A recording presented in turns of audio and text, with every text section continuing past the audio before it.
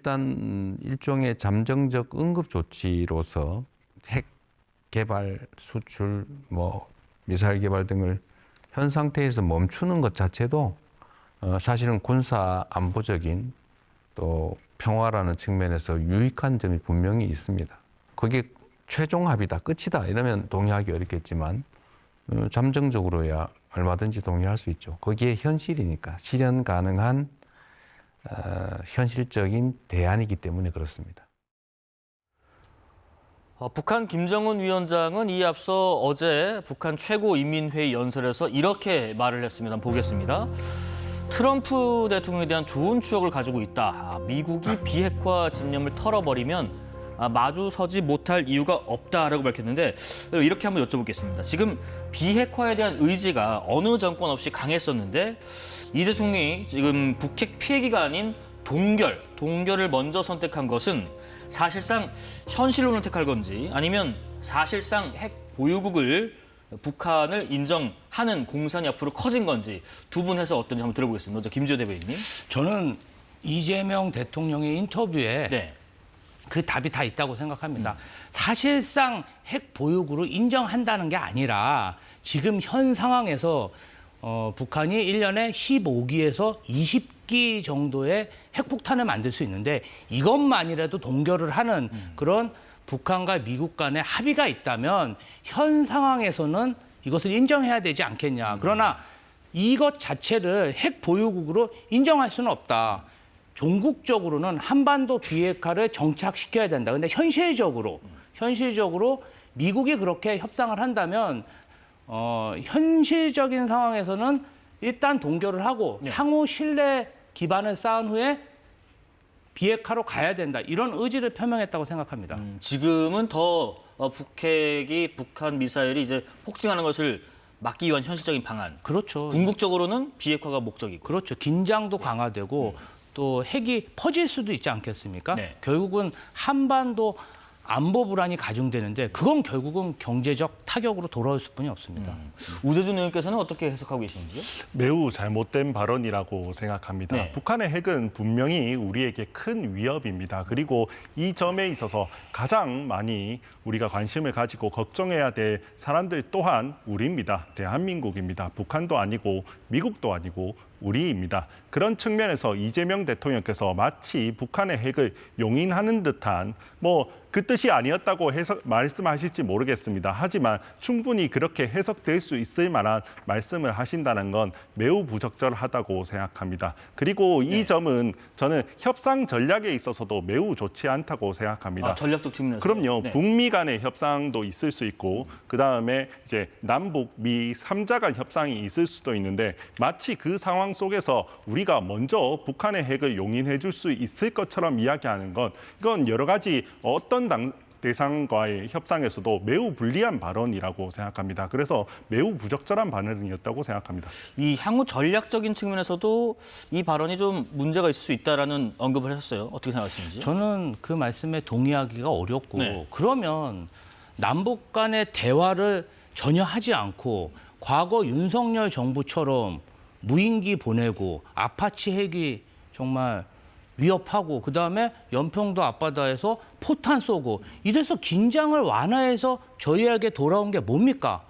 쓰레기 정말 그 풍선만 날라오지 않았습니까? 무인기 날라오고. 그래서 우리나라 경제가 어땠습니까? 저는 사실상 저희가 힘이 있어서 북한과 미국 간의 협상을 좌지우지할 만한 그런 영향력이 있습니까? 실제적으로 없지 않습니까? 그런데 무턱대고 반대만 해서 이 현황을 어떻게 타파하겠다는 것인지 저는 실리적인 대안을 먼저 제시해야 된다 이런 생각을 가지고 있습니다. 네, 반론 있으시면 듣고 다음 주제 넘어가 볼게요. 저는 윤석열 정부에서 그 북한에서 오물풍선 조금 날라왔다고 그걸 막기 위해서 핵을 포기한다라는 건 전 어불성설이라고 생각하고요. 대한민국이 아무런 협상력이 없다라고 생각하시는 것 또한 지나치게 대한민국을 약하게 보는 거 아닌가라고 생각합니다. 대한민국은 지금 동아시아에서 지정학적으로 그리고 우리가 경제 경제적으로도 매우 중요한 위치에 있기 때문에 다양한 협상 전략을 펼 수 있습니다. 그런 의미에서 우리가 미리 마치 북핵을 용인하는 듯한 말을 하는 건 매우 부적절한 협상 전략이라고 생각합니다. 이 대통령은 SNS에 글도 하나 올렸습니다. 같이 한번 보겠습니다. 강력한 자주 국방의 길을 열겠다라는 주제였는데요.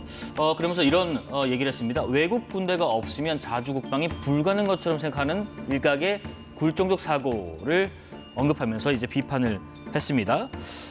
김정은 또 이런 얘기를 했습니다. 대한민국은 모든 게 미국화된 반신불수의 기형체다. 식민지 속국이다.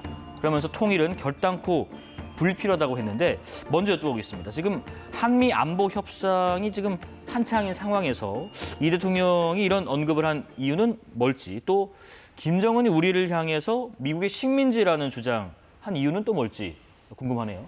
뭐 북한이야 언제든지 뭐 적화 통일을 이야기했던 사람들이고 꼭 그 목적이 아니더라도 본인들의 체제 유지나 이런 부분들을 위해서 그 남한에 있는 미군들이 나가라라고 철수하라라고는 계속해서 이야기를 해왔죠. 네. 문제는 이재명 대통령께서 왜 이렇게 이야기하시는지는 저도 참 이해하기가 어렵습니다. 우리가 자주국방 정말 튼튼한 안보를 지켜야 한다라는 점에 대해서는 아무도 반대하지 않습니다. 하지만 자주국방과 우리가 한미 동맹은 배타적인 관계가 아닙니다. 자주국방을 충분히 하면서도 우리가 더 튼튼한 안보를 위해서 한미 동맹을 충분히 유지할 수가 있습니다. 당장 북한만 해도 네. 지금 북중러 3국의 외교를 더 탄탄히 해서 이제 군대를 파견하는 정도까지 해서 더 안보를 강화하고 있는데 우리는 반대로 한미 관계를 낮추는 듯한 그런 말씀을 대통령께서 하시는 건 적절하지 않다라고 생각합니다. 이 점과 관련해서 최근에 조금 저는 앞에 북한 핵 문제도 그렇고 네. 이 문제도 그렇고 대통령께서 지나치게 북한에게 조금 유리한 듯한 말씀을 계속 하시는 것처럼 보이는데 이게 혹시나 그 대통령께서 예전에 경기도지사 시절에 있었던 그 대북 송금하고 관련이 있을 수도 있다라는 생각도 합니다. 대북 송금 사건에 있어서 지금 그 당시에 부지사였던 이화영 부지사가 현재 구속되어 있는 상태인데요. 네. 그 상황 속에서 지금 이재명 대통령께서도 혹시 공범이 아닌가라고 해서 기소가 되어 있는 상태입니다. 그 상황 속에서 혹시나 북한이 여기에 대해서 어떠한 진실을 알고 있을 수 있고 그 점 때문에 개인적인 어떤 약점이 있어서 북한에 계속 끌려가는 그런 외교를 하고 있으신 거 아닌가라는 우려도 조금 되는 상황입니다. 우 의원 의견 들어봤고요. 지금 이재명 대통령께서 자주국방을 되게 강조를 하면서 언급한 내용들에 대한 해석, 그리고 지금 뉴욕에서 유엔 총회 연설에서는 어떤 내용이 담길지도 궁금하네요.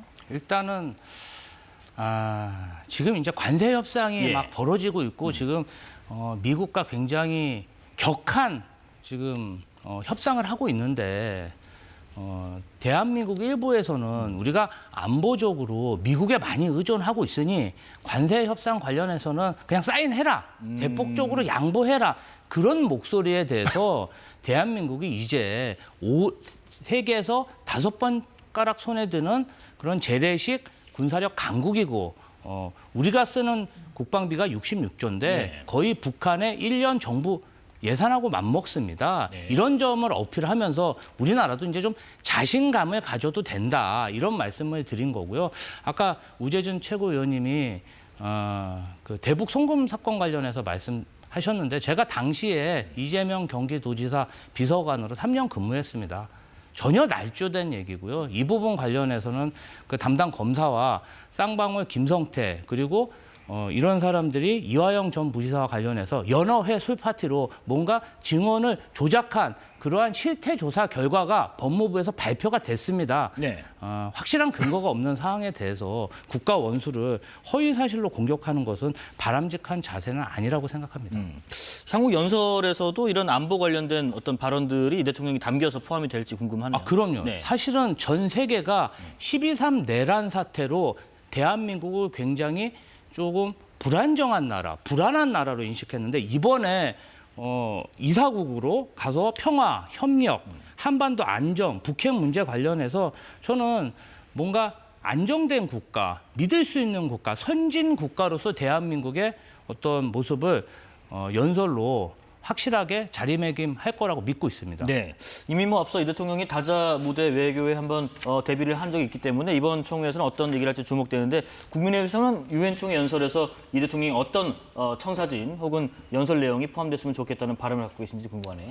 뭐 여러 가지 청사진이 있을 수 있지만 최근에는 이 대통령께서 너무 불안한 모습을 많이 보여주셨어요. 이제 한미 관계에 있어서도 본인께서는 뭐 역대급 회담이었다 이렇게 이야기를 하지만 그 직후에 우리나라 노동자들이 막 체포 구금되는 이런 이야기들이 있으면서 이게 어떻게 지금 대통령께서 외교 관계에 있어서 지금 문제가 있으신 거 아닌가, 국민들에게 말하지 못하는 뭐 어떠한 문제점을 숨기고 있으신 거 아닌가라는 그런 모습들이 많이 보여졌습니다. 네. 그것 때문에 국민들께서 많이 걱정하고 있으신데요. 이번에는 그런 불안감이 좀 없도록 조금 여유롭고 정말 잘 어울리는 그런 모습을 좀 보여주셨으면 좋겠습니다.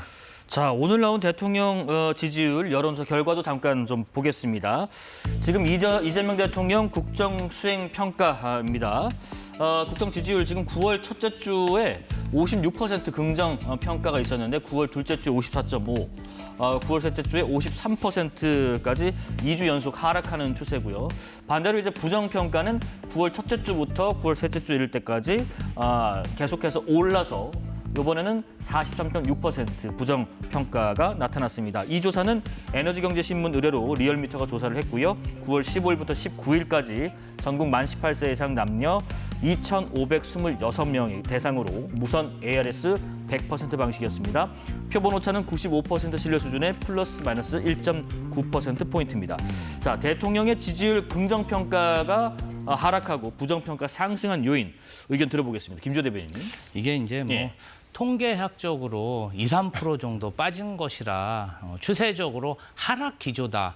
이렇게 보기에는 좀 어렵지만 정부 여당 입장에서 그래도 올라가는 추세가 좋지 네네. 내려가는 추세는 사실은 좀 송구한 면이 있습니다. 이 부분 관련해서는 저희가 추석 전에 이재명 대통령의 유엔 연설도 있고 네. 저희 추석 관련해서 여러 가지 민생 관련 메시지를 그다음에 정책을 많이 추진해야 된다고 생각합니다. 다만 아쉬운 것은 국민의힘과 저희 민주당이 19일 민생경제협의체 첫 회의를 하기로 했는데 국민의힘의 장애 집회나 여러 가지 현안들로 인해서 또 특검의 압수수색도 있었죠. 이런 민생경제협의체 회의가 원활히 진행이 안 됐습니다. 좀 늦었지만 그것이라도 좀 해서 국민들에게 정부 여당으로서 책임감 있는 모습을 좀 보여야겠다 이런 생각이 듭니다. 추석 전에 어쨌든 민생 경제 메시지 등등을 포함해서 조금 더 반등하는 모습을 좀 보여줄 것으로 기대한다는 말씀 주셨고 이재명 대통령 국정 지지율 평가 한번 들어보겠습니다.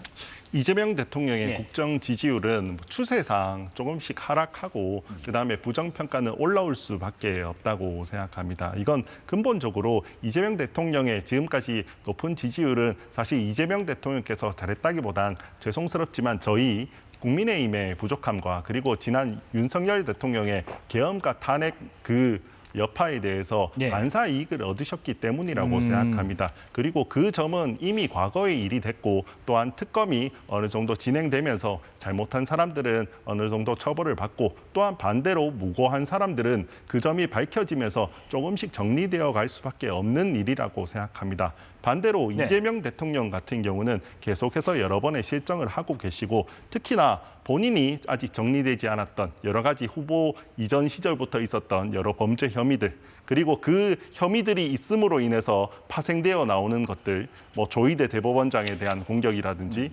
최근에는 또 배임죄를 없애겠다라고 하는 그런 말씀도 하셨는데 그런 논란들이 본인의 범죄를 없애려고 하는 거 아닌가라는 부분에 대한 의혹으로 연결될 수밖에 없거든요. 그리고 내란 특별재판부라든지 네. 여러 가지 사법부에 대한 이야기들이 계속해서 이재명 대통령의 과거 이런 범죄 혐의들과 관련된 것 아니냐라는 부분이 발목을 잡으면서 계속해서 지지율은 조금씩 내려올 수밖에 없을 거라고 생각합니다. 예.